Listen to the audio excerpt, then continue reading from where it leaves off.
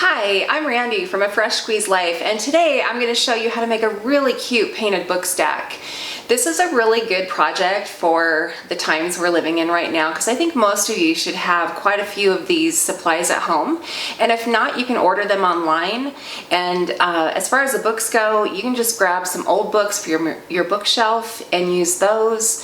So let's get to making. The first thing you need to do is to remove the hard cover from your book with an X-Acto knife. I want you to be careful with your fingers because obviously you can cut yourself very easily doing this.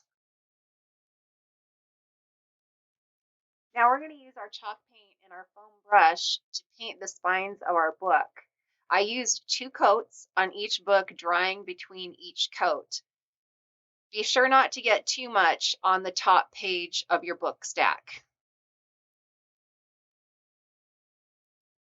This is where you can be really creative and create the book stack for your own home. I used my glue gun to secure my ribbon as well as my flowers. I used some twine to add the key, and I secured it with the glue gun as well so it didn't move.